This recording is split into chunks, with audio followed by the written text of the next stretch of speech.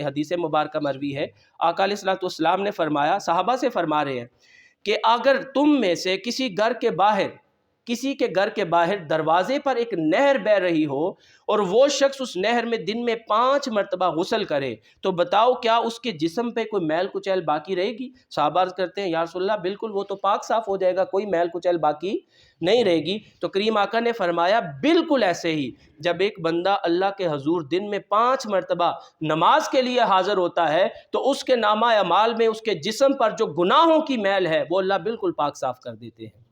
حضرت ابو ذر غفاری رضی اللہ تعالیٰ عنہ وہ بھی فرماتے ہیں کہ آقا علیہ الصلوۃ والسلام ایک مرتبہ موسم خزاں میں گھر سے باہر نکلتے ہیں اور درختوں کے پتے موسم کی وجہ سے جڑ رہے ہیں، حضور نے ایک ٹہنی کو پکڑ کے ہلایا اور پتے جڑنا شروع ہو گئے، اور مجھے فرماتے ہیں کہ اے ابو ذر، انسان جب رب کے حضور اس کی بندگی کے لیے حاضر ہوتا ہے، نماز کے لیے حاضر ہوتا ہے، تو اس کے بھی گناہ جسم سے ایسے ہی جڑنا شروع ہو جاتے ہیں جیسے اس درخت کے پتے جڑ رہے ہیں۔ ہماری جو ترجیحات ہیں ان ترجیحات میں سے سب سے پہلی ترجیح ہماری نماز ہونی چاہیے، لیکن ہم نے تو ترجیحات کسی اور چیز کو بنا لی ہے نا۔ ہمارا کاروبار ہماری ترجیحات میں سب سے پہلے ہے، ہم نے اپنے کاروبار کو آگے رکھا ہوا ہے، ہم نے فیملی معاملات کو آگے رکھا ہوا ہے، ہم نے جی فلاں کام رہ گیا پہلے وہ کر لیں۔ نہیں، اللہ تعالیٰ کی بھی سن لیں کہ اللہ تعالیٰ کیا فرماتا ہے، تمہاری ترجیحات کے اندر سب سے پہلی ترجیح وَرِضْوَانٌ مِّنَ اللَّهِ اکبر، اللہ کی رضا اور خوشنودی سب سے بڑھ کر ہے۔ اللہ پاک فرماتے ہیں کہ تمہاری رضا، تمہاری ترجیحات کے اندر میری رضا جو ہے وہ سب سے آگے ہونی چاہیے، لیکن ہماری ترجیحات چونکہ اللہ کی ذات نہیں ہے، اللہ کی رضا نہیں ہے، یہی وجہ ہے کہ ہمارا مسجدوں میں جانے کا دل نہیں کرتا۔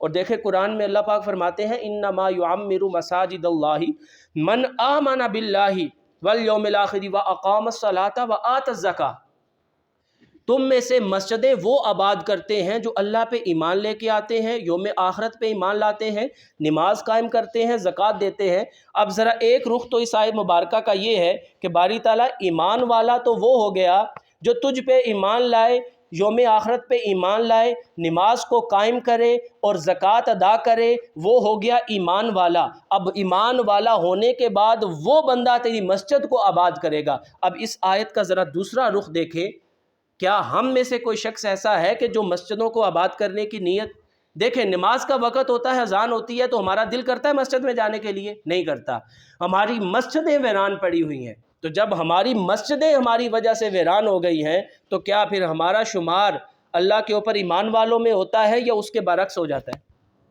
اس کا مطلب یہی ہوا نا کہ زبان سے تو نے محض کلمہ پڑھا، لیکن جو اس کے بعد اگلی سیڑھی تھی نماز کی وہ تو نے چھوڑ دی۔ تو دوستان محترم، نماز آپ کی زندگی کے لیے اس سے بھی زیادہ ضروری ہے کہ اگر آپ کو دن کوئی کھانا نہیں ملتا تو خیر ہے، مگر نماز آپ کی رہنے نہ پائے۔ حالت جنگ میں بھی نماز کی معافی نہیں ہے۔ فرمایا کہ حالت جنگ ہو، گروپ 2 حصوں میں تقسیم ہو جائے، ایک آگے جنگ لڑے، دوسرا آ کے نماز پڑھ لے، پھر وہ جا کے لڑے، پھر پہلا آ کے نماز پڑھ لے۔ حالت جنگ میں بھی نماز کی معافی نہیں ہے، پھر بھی ہمارے اندر نماز کے حوالے سے کوئی سیریس پن ہے ہی نہیں۔ خیر ہے، کوئی بات نہیں، بعد میں دیکھیں گے۔